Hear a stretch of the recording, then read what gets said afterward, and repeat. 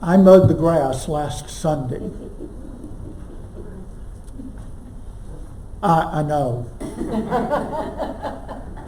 I felt guilty about it, but I did it anyway. Some of you know where I'm coming from, some of you don't. Back in the day, you didn't do anything on Sunday. The Exodus reading of the Ten Commandments said you keep the Sabbath day holy, and you work for 6 days, and you take the seventh day off because God created the world in 6 days and rested on the seventh. So if God rested on the seventh, then all of us need to rest on the seventh day, and for us, that's Sunday.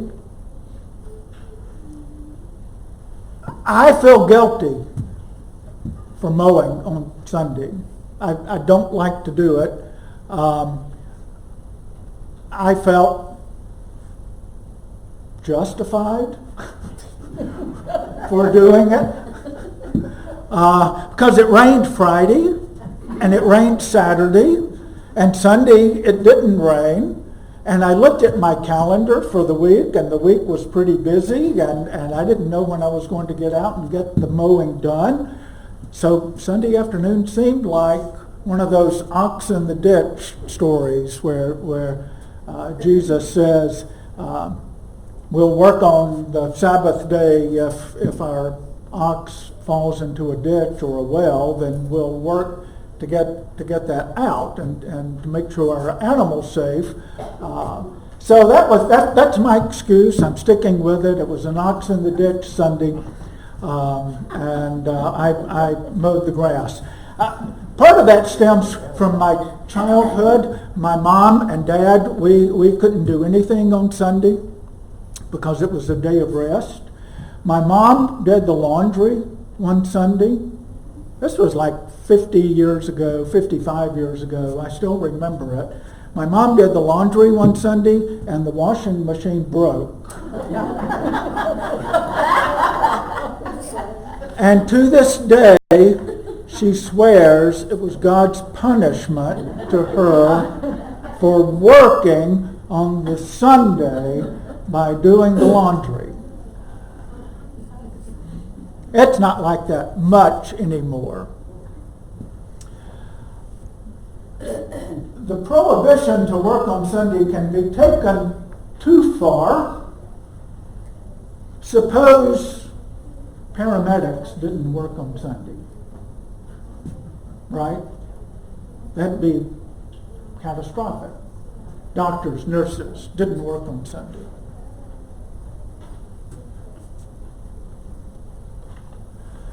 About 200 years before Jesus, there was a religious rebellion. The Hebrew people, the folks of Israel, the folks of Judah, every couple of hundred years they would rebel against the political powers.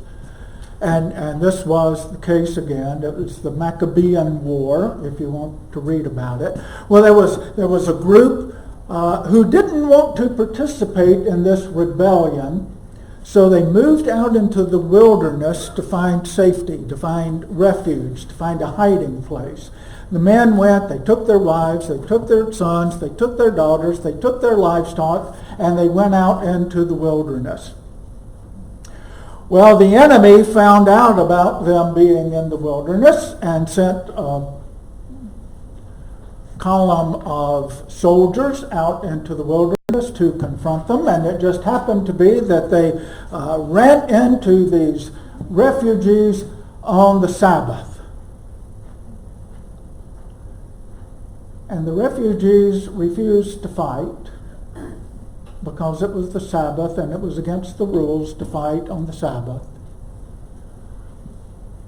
Well, the Gentile enemy had no qualms of fighting on the Sabbath. So they invaded the refuge and killed all the men, the women, the sons and the daughters and the livestock. That's taking that prohibition a little bit far. In fact, a rallying cry went out after that was, let's fight against anyone who comes to attack us on the Sabbath. Let's not all die as our kindred died in their hiding places. It's okay to fight on the Sabbath, never mind the prohibition against working on the Sabbath. That debate of the permissibility of working or the non-permissibility of working on the Sabbath continues. It had been a bone of contention for a long time. It was 200 years before Jesus. It continues in their day. People have different opinions of it and what it means.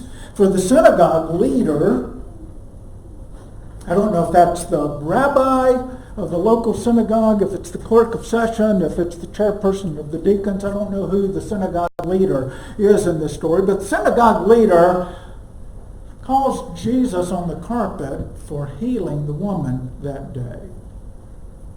It's against the rules. 6 days she could come and be healed. Why did you have to do it on the Sabbath? No work on the Sabbath. It's not an emergency. She had been bent over like that for 18 years. What's another day difference going to make? Come back on Monday and get your back fixed. We all have our sets of religious rules. Some of them are written down and formalized. The way the government of the church operates is written in a book called the Book of Order, and it gives sometimes clear rules on what it's supposed to be and how things are supposed to function. Sometimes I have to break those rules. Sometimes it seems that the need of the person is greater than the Book of Order. And sometimes I don't.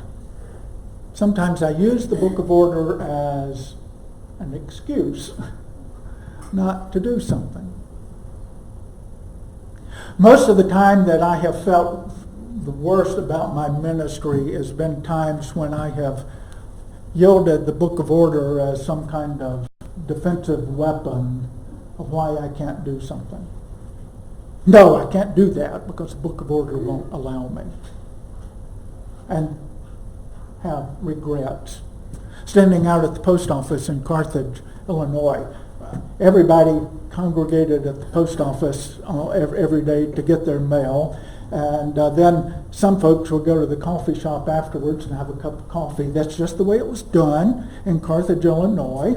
I don't know if they still do that or not, but I was at the post office and this woman comes up to me and wants to know if I will baptize her son.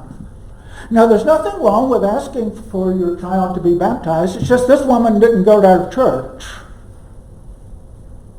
She had no connection to our church. Not like she had her parents or siblings went to. She just wanted her son baptized. Standing there in front of the post office, I said, no, I can't do that. And that's what the rules say. But I should have been more attentive to her needs. I should have talked with her about why we don't do that. How it could be possible for her child to be baptized. But I didn't do that because I had the rules. And the rules on my side said you can't baptize that kid if the parents aren't part of the church. We all have our rules. Some of them are written down and formalized, and some are just in our own minds. My rules might be different from yours. I have this thing about mowing grass on Sunday, even though I break that rule sometime. You may mow your grass every Sunday, I don't know, and not think anything about it. We have different rules, different reactions. Some churches, if there's a crying baby in the church, the usher will come and ask the parent to leave with the child because they don't want crying babies in worship. Now, I don't know if that's a written rule in that church or if it's just a common thing. But sometimes we enforce rules. We have rules about who can and who cannot be welcomed into the church. We have opinions or rules or traditions or habits about how a cell phone can or cannot be used in worship. Or we can't sing anything newer than the 19th century. Or we can't sing anything older than last week. And the preacher can't be effective unless he's wearing skinny jeans. That's an image you need to get out of your mind.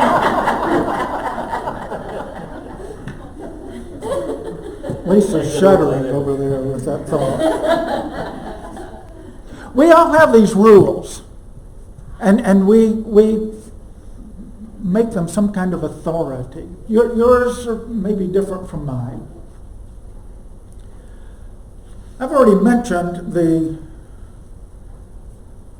biblical tradition of not working on the Sabbath.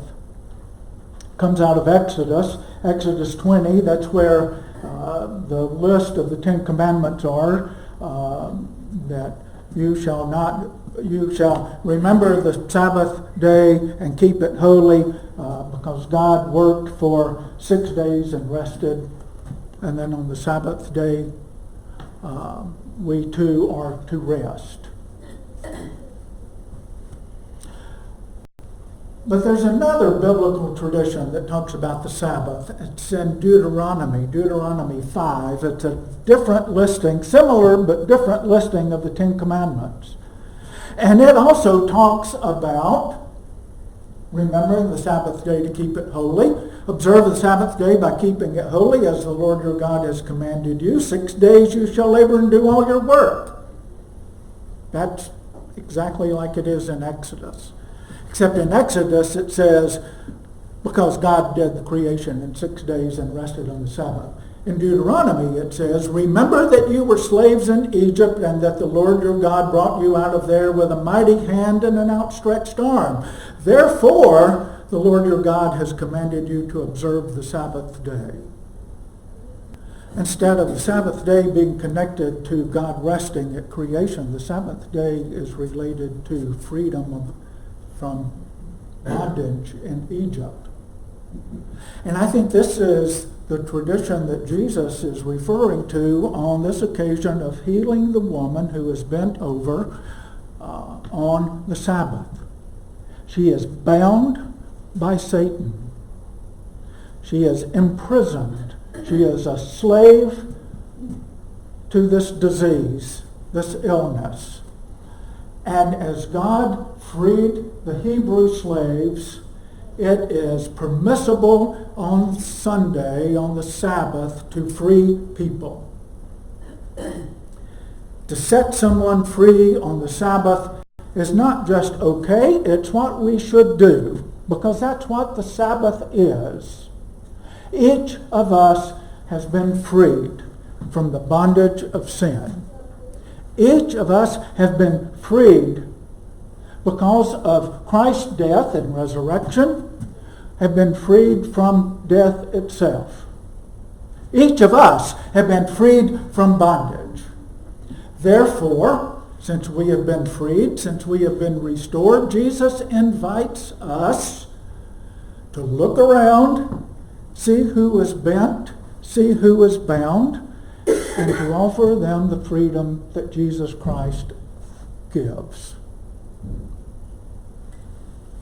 John Gilmore, many of you know, attends worship here. When I was leaving for sabbatical, he gave me a book he thought I should read while I was on sabbatical. It's called Bold Lions, and it's written by a guy named Mark Hobbs. Mark Hobbs was a police detective in Hoover, and this is kind of his memoir. It takes place in the 1980s. And part of the story is the conflict between Mark, the police officer, and Larry, his drug-dealing brother. Now you can see where conflict comes with that, right? Cop versus drug dealer. Siblings. In one part of the story, Larry, the drug dealer, is alienated from his family. His brother Mark has nothing to do with him. His mom and dad have nothing to do with him. His wife is estranged from him. His sister has a little bit of connection to him. And she finds out that he's in prison in California.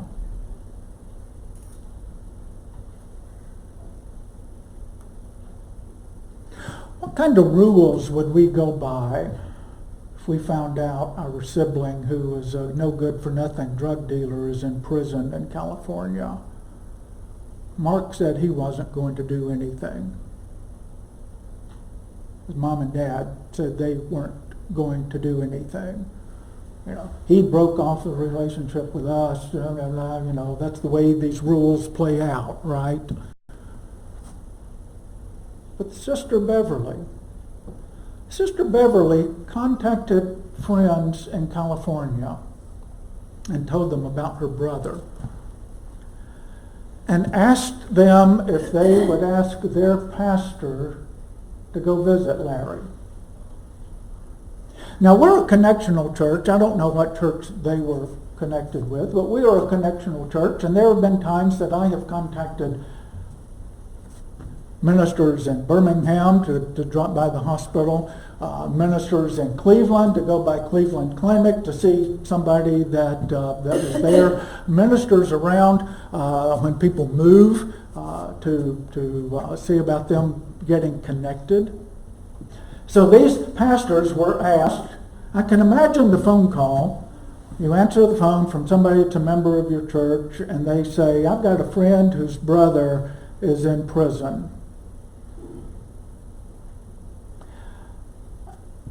I'm not sure I would go to see him. I might at best say something like, well, if I can find the time. I don't know about you. You might drop everything and go up to Holman Prison to see somebody. It's just something uncomfortable about that, right? People who are in prison, we tend to forget. They're condemned by the court and by God. Well, it just so happened that two pastors were asked. Both went to see Larry. The first pastor who went to see Larry was all up into the religious rules. All he wanted to do was tell Larry what was wrong with Larry and how Larry needed to get his act together. And you should do this, and you shouldn't do that, and you ought to do this. And Larry told him to get out, and he didn't ever want to see him again. Because Larry wasn't interested in religious rules. Larry was bent and bound and imprisoned, literally as well as figuratively. And he needed more than religious rules. Second minister went. He started the conversation by asking Larry what Larry needed. Larry told him he needed some Marlboro cigarettes. And I paused again when I'm reading this story, because if you were to tell me you needed Marlboro cigarettes when I come to visit you in jail, I would probably tell you, that's a bad habit, you need to stop, and while you're in jail is a good time to do that. You know, smoking's bad for you.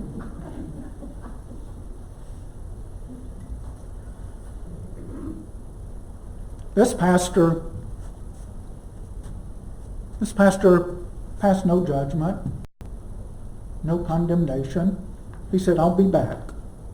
And he went down the street, bought 2 packs of Marlboros, and brought them back to Larry. And Larry welcomed him. And this pastor came back time and time and time again. and met with Larry. And they talked about this and they talked about that, and found out that Larry used to go to church when he was a kid, and he knew Bible stories, and they started sharing Bible stories and what those Bible stories meant. And one day Larry says, I can't do this anymore. I give up. And the pastor says, Larry, who you giving up to? And there's a long pause, and Larry says, I'm giving up to God. Now, Larry continued to be in prison, but as the story progresses, he gets out of prison, becomes a great person of faith, establishes a $1 million business, and very philanthropic with his income in mission and ministry. One pastor shook the rule book at him. The other pastor saw him bent over and needy and offered the freedom that Christ gives. That's what Sunday is all about. Sunday is about what God can do for you and then what you can do for others. Sunday is about remembering how God freed you from sin and death, freed you from addictions, freed you from biases, freed you, and then to let other people know that they can be free also. Sunday is about opening our eyes to see people like the woman bent over. She was in the synagogue every Sunday, 18 years bent over. Jesus saw her, and Jesus freed her. Every Sunday we have the opportunity to open our eyes and see the bent, see the bound, see the broken, and offer deliverance, offer release, offer freedom. Not that we can give, but that comes from Jesus Christ, who freed this woman, who freed us, who freed Larry, and can free others. Thanks be to God.